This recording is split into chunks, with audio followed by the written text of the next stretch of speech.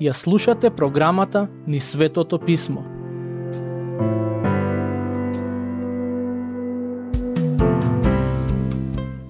Драги слушатели, во нашето проучување на посланието на Јаков, моментално се наоѓаме во 4 глава.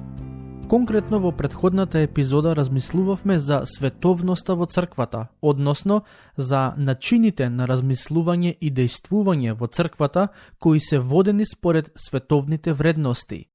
Очигледно е дека христијаните на кои Јаков им пишува се соочуваа со одредени кавги и несогласувања помеѓу нив.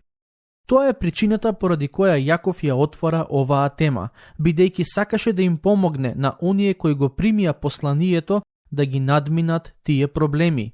Се чини дека главниот проблем помеѓу тие верници беше тоа што се водеа според телесните страсти и најверојатно секој од нив се обидуваше да ја наметне својата волја во црквата. Наместо да ја бараат Божјата, тие инсистираа да се исполни нивната волја и токму затоа Јаков им вели дека тоа не смее да се случува во црквата. Некој можеби ќе праша, добро, тогаш кој е лекот против световноста во црквата? Одговорот е едноставен, а тоа е верата. Ако живееме со вера во Божите зборови, ако ги применуваме во личниот, семејниот и црковниот живот, можеме да бидеме сигурни дека световноста нема да пушти корења во и помеѓу нас. Во прво послание на Јован, глава 5, стих 4, апостолот Јован вели дека преку верата ние го победуваме светот. Еден од симптомите на цврстата и зрела вера е молитвата, и токму молитвата е едно од оружјата кои ни се достапни за борба против световноста. Ако забележите дека во вашето срце има световност, молете му се на Бог, разговарајте со него за тоа и барајте да ја отстрани од вашето срце. Ако го забележите тоа во црквата во која припаѓате, молете му се на Бог и барајте од Бог да ја очисти својата црква од се што е световно во неа. Сакам со вас да споделам еден цитат, кој сигурно го имам споделено и во некоја од претходните епизоди, но многу добро ја доловува суштината и природата на молитвата. Ова се зборовите на еден мистик од средниот век по име Фенелон. Тој напишал: кажи му на Бог се што ти е на срце, како што човек му го отвара срцето на близок пријател и му ги кажува и радостите и болките. Кажи му ги своите неволји, за да те утеши.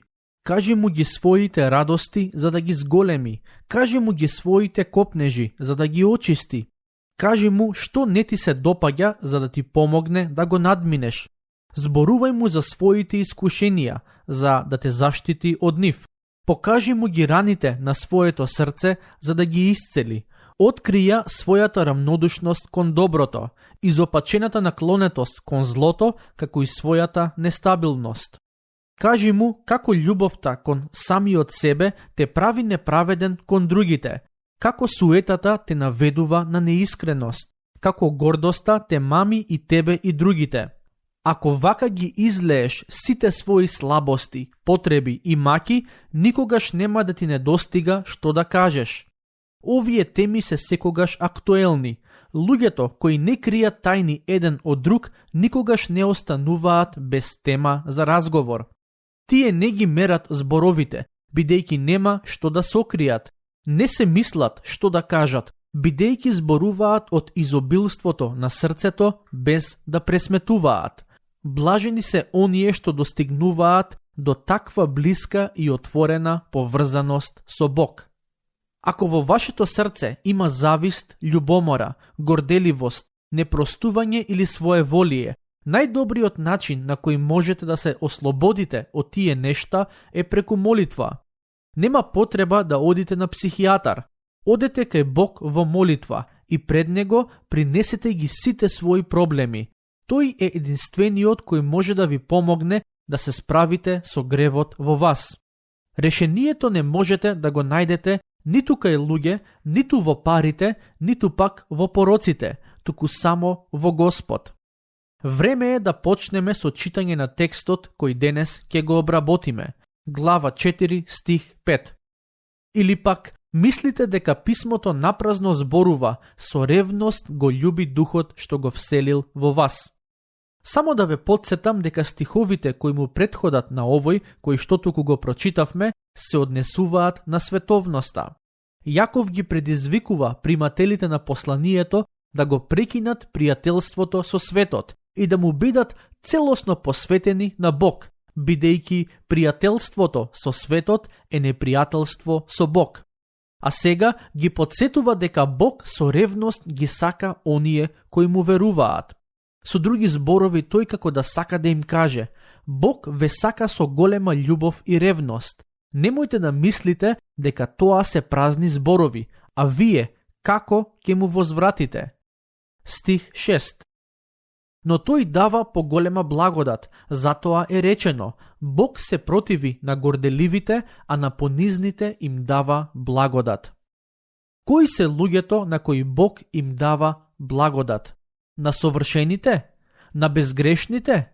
Не, бидејќи такви луѓе не постојат. Бог им дава благодат на понизните, на оние кои сваќаат дека имаат потреба од Него и дека без Него се никој и ништо.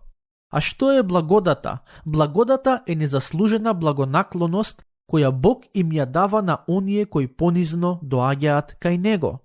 Благодата им се дава на оние кои признаваат дека се грешни и дека самите не можат да се справат со своите гревови.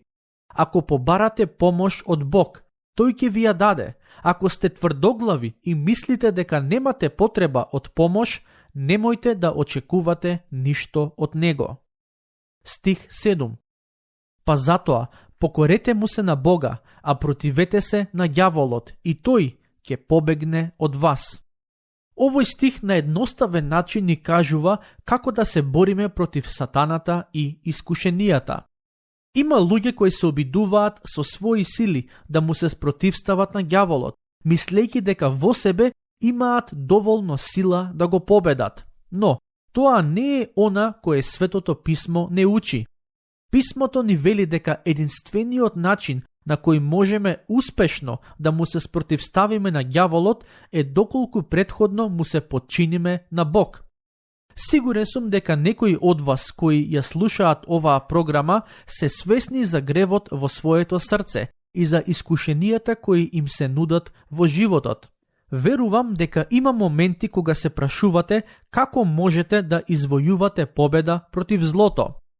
Во стихот кој го прочитавме, Јаков ни кажува како ние треба да му се подчиниме на Бог.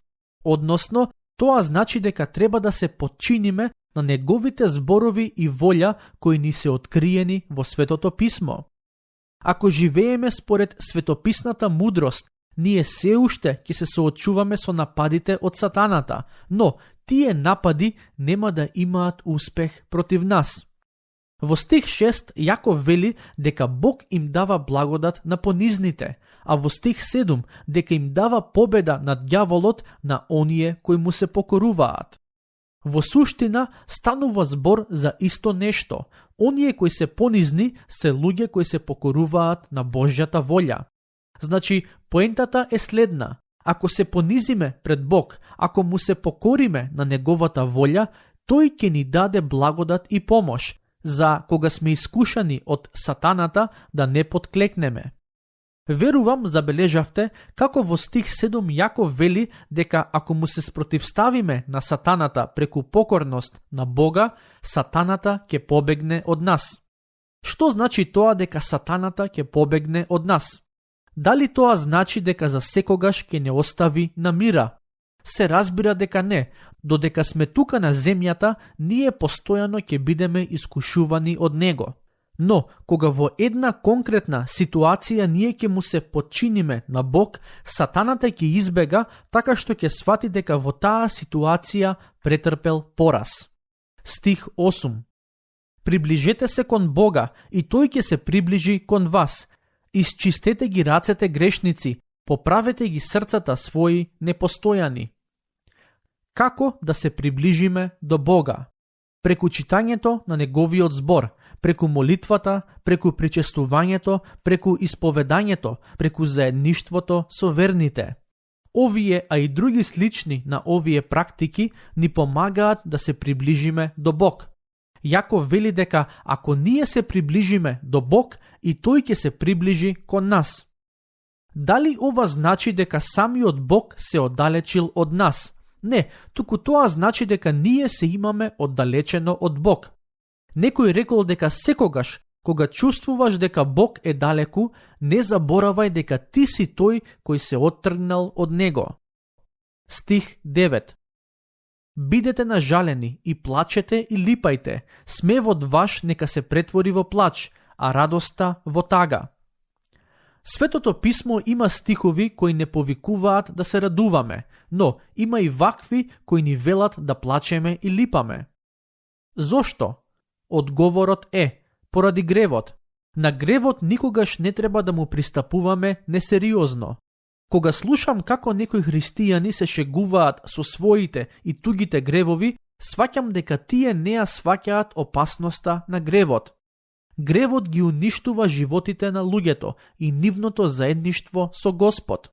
Затоа Јаков им вели на христијаните да плачат и нивниот смев да се претвори во плач, а радоста во тага. Кога последен пат сте плачеле поради своите гревови? Кога последен пат во вашата црква луѓето плачеле и ги исповедале своите гревови? Мислам дека еден од најголемите проблеми на денешното христијанство е што нашите очи се суви. Забораваме што значи да се плаче за нештата кои го жалостат Божјото срце. Стих 10. Понизете се пред Господ и ќе ве подигне. По трет пат во оваа глава Јаков пишува за понизувањето пред Господ.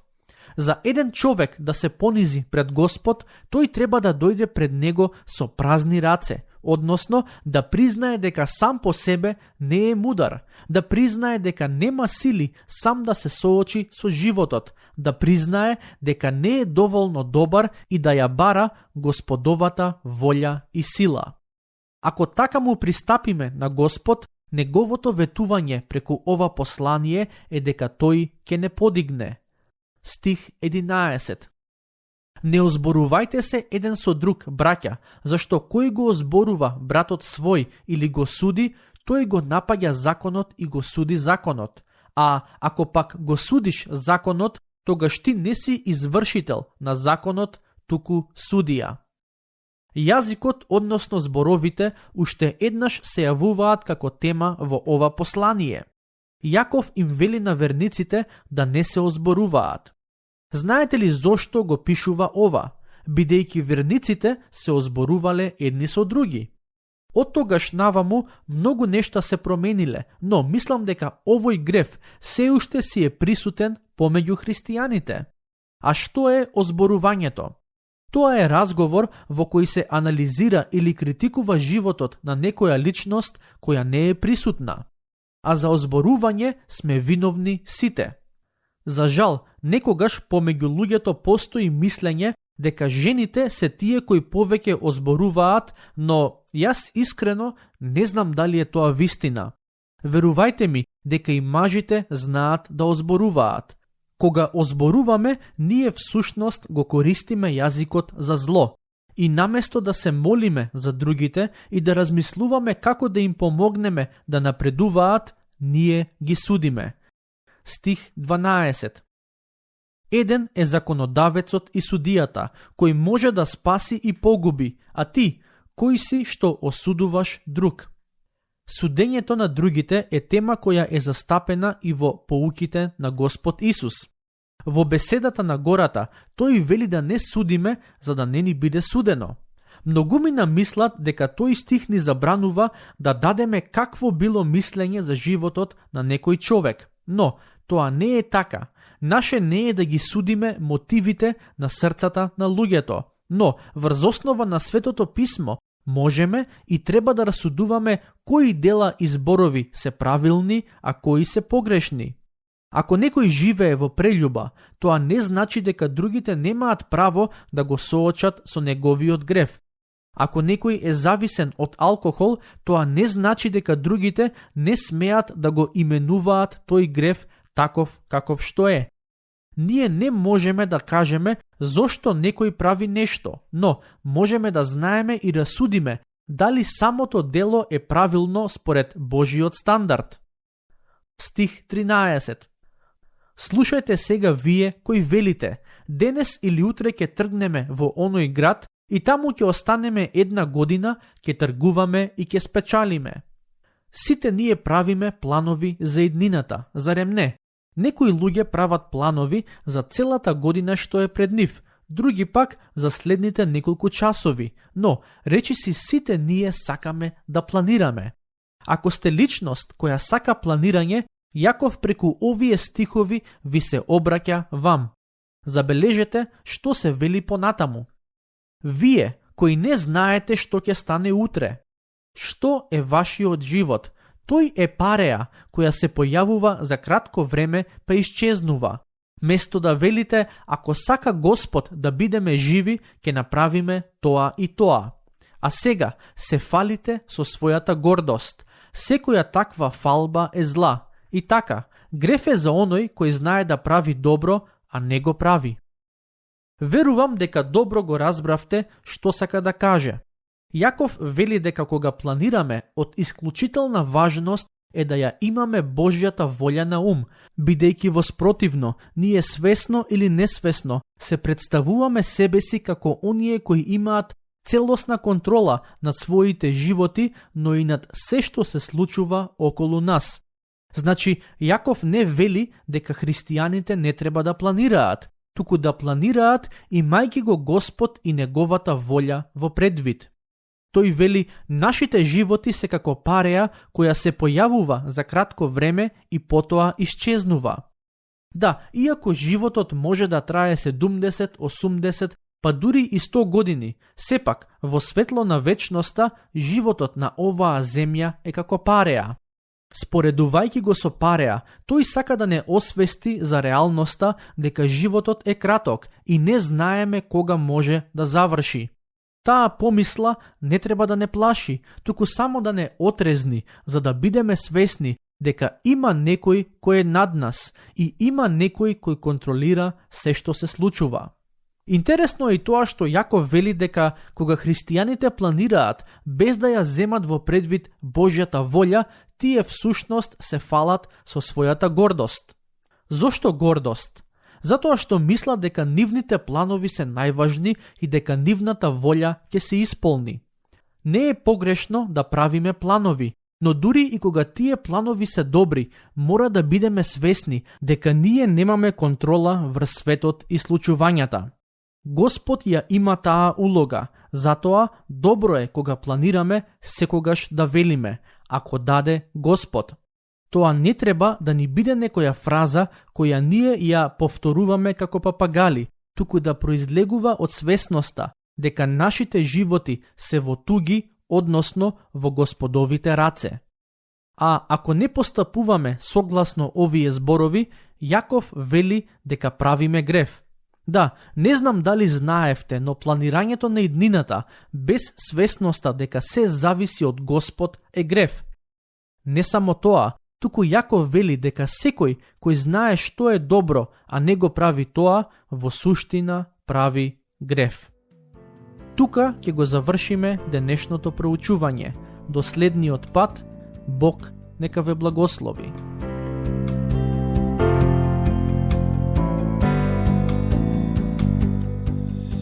Слушнавте епизода од програмата Низ Светото Писмо. Можете да не слушате и преку мобилна апликација на нашиот YouTube канал и на подкаст платформите како што се Apple и Spotify. Ако ви се допаѓаат нашите епизоди, споделете ги и препорачајте ги на вашите пријатели.